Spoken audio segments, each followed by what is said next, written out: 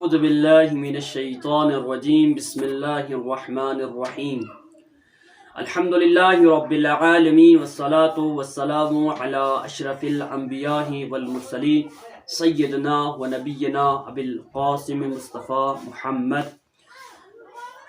قال رسول صلی اللہ علیہ وآلہ وسلم طلب العلم فریضۃ علی کل مسلم و مسلمہ۔ پیغمبر اکرم صلی اللہ علیہ وآلہ وسلم فرماتے ہیں کہ ہر مسلمان کو علم حاصل کرنا فرض ہے۔ آج ہمارا موضوع ہے کہ فطرہ کس طرح نکالنا ہے، کب واجب ہوتا ہے اور کس کو دے سکتے ہیں۔ تو سب سے پہلے فطرہ اس پر واجب ہے جو عاقل ہو، بالغ ہو اور مالدار ہو۔ اب یہاں سوال ہوگا کہ بالغ ہو تو وہ کس کے بارے میں کہا گیا ہے کہ جس کو فطرہ دینا ہے وہ بالغ ہو؟ کون شخص بالغ ہونا چاہیے؟ تو سب سے پہلی بات یہ ہے کہ عاقل ہو، یعنی مجنون پر، دیوانے پر فطرہ واجب نہیں ہے۔ دوسری بات یہ ہے کہ بالغ ہونا چاہیے۔ بالغ کون ہونا چاہیے؟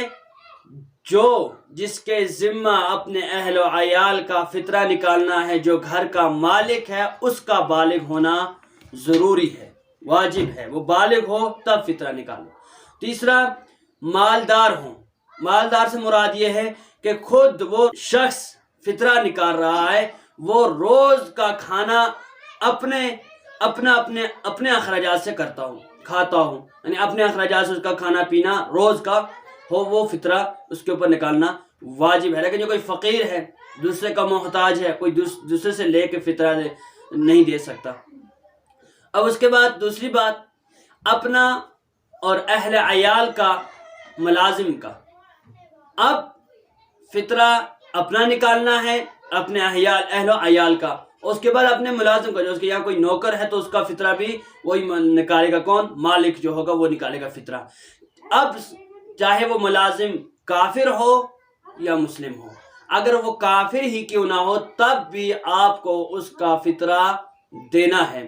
لیکن اگر آپ کے یہاں مہمان بھی کوئی آیا ہے تو اس کا فطرہ بھی آپ کو دینا ہے، لیکن اگر مہمان کافر ہے تو اس صورت میں بھی آپ کو اس کا فطرہ ادا کرنا پڑے گا۔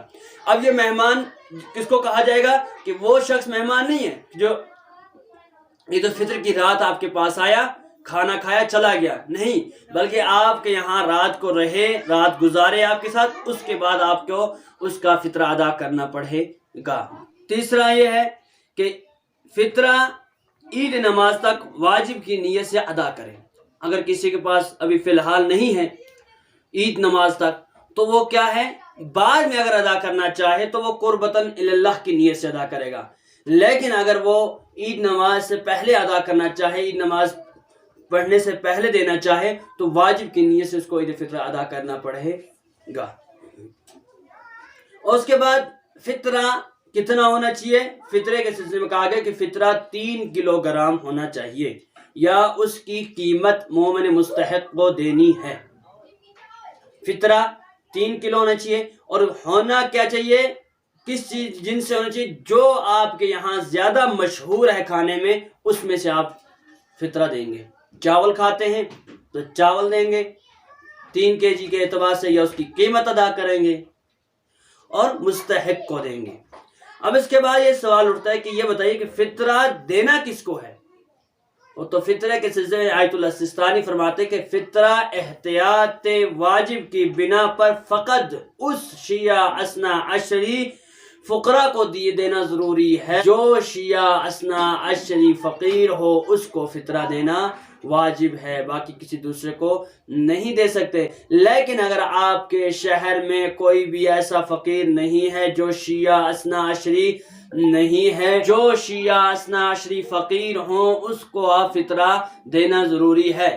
تو اب اس میں پہلی بات یہ ہے کہ سب سے پہلے احتیاط مستحب یہ ہے کہ آپ یہ دیکھیں کہ آپ کے جو رشتہ دار ہیں، آپ کے جو قریبی ہیں، پہلے ان میں دیکھیں کہ کون فقیر ہے، پہلے ان کو مقدم کریں۔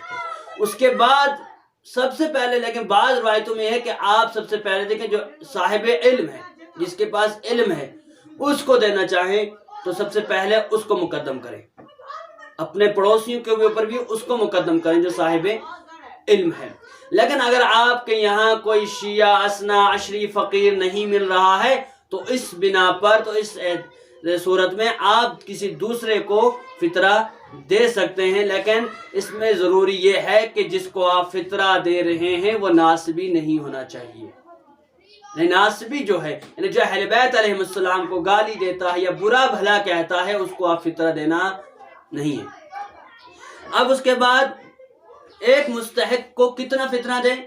کم سے کم مثال کے طور پر آپ کے یہاں اس وقت آپ کے شہر میں آپ کی نظر میں 4 یا 5 مستحق ہیں شیعہ اثنا عشری جن کو فطرہ دینا ہے، لیکن سب سے بہتر یہ ہے کہ آپ کم سے کم ایک فقیر کو جو ایک مستحق ہے اس کو آپ کم سے کم ایک شخص کا فطرہ پورا اس کو دیں۔ غیر سید جو ہے وہ سید کو نہیں دے سکتا، یعنی اگر کوئی غیر سید فطرہ نکال رہا ہے تو اس کا فطرہ سید کے اوپر جائز نہیں ہے، حرام ہے، کیونکہ حرام جو واجب زکوٰۃ ہے جو آپ نکال رہے ہیں وہ سید کے اوپر جائز نہیں ہے، بلکہ آپ غیر سید سید کو نہیں دے سکتا فطرہ۔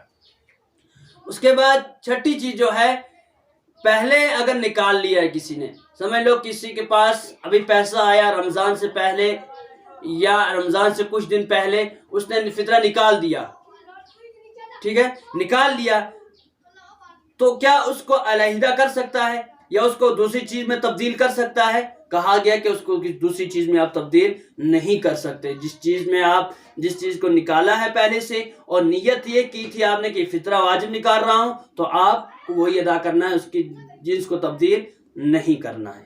جس کو آپ فطرہ دے رہے ہیں اس کا کیا حکم ہے؟ اس کا حکم کیا ہے؟ تو جس فقیر کو آپ فطرہ دے رہے ہیں ضروری نہیں کہ وہ عادل ہو۔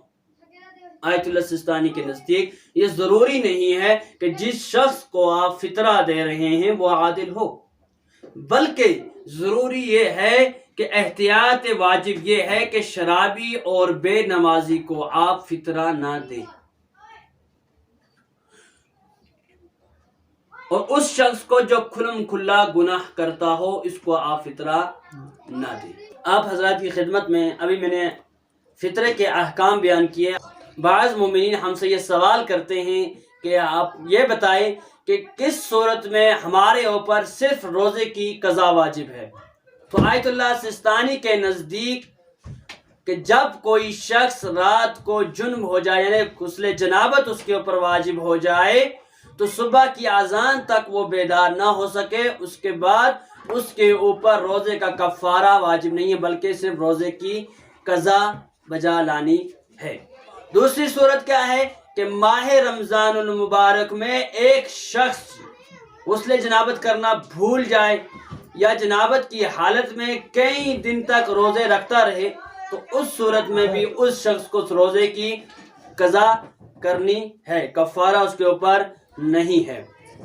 تیسری صورت کہ ماہ رمضان المبارک میں یہ تحقیق کیے بغیر کہ صبح ہوئی ہے یا نہیں ہوئی ہے، ایسا کام کرے جو روزے کو باطل کرتا ہو اور بعد میں پتہ چلے کہ صبح ہو چکی تھی، تو اس کے اوپر صرف قضا واجب ہے۔ ہوتا ہے اکثر بعض لوگ ایسے ہوتے کہ صبح 3 بجے اٹھ کے کھا پی کے سو جاتے ہیں کہ نماز کے وقت اٹھیں گے اور کیا کریں گے؟ نماز پڑھیں گے، لیکن اچانک ان کی آنکھ کھل جاتی ہے اور اس کے بعد وہ روزے کو کیا کر لیتے ہیں، کوئی ایسی چیز روزے کو باطل کر دیتی ہے۔ سمجھ لو اس نے کھا پی لیا، پانی پی لیا، یہ سمجھ کے کہ ابھی صبح نہیں ہوئی ہے، لیکن بعد میں جا کر اس کو پتا چلا کہ جب میں نے کھایا تھا، جب میں نے پیا تھا، کچھ ایسا کام کیا تھا تو صبح ہو چکی تھی، تو اس کے بعد اس کے اوپر سے روزے کی قضا واجب ہے، کفارہ اس کو ادا نہیں کرنا ہے۔ اور آخری مسئلہ آپ کی حضرات کی خدمت میں کہ اگر کوئی شخص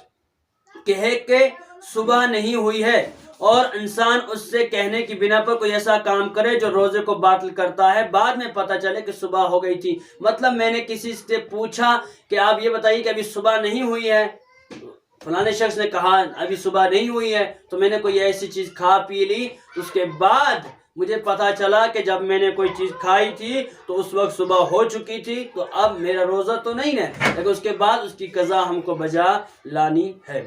ودعوانا الحمدللہ رب العالمین والصلاة والسلام علی اشرف الانبیاء والمرسلین، باقی والسلام۔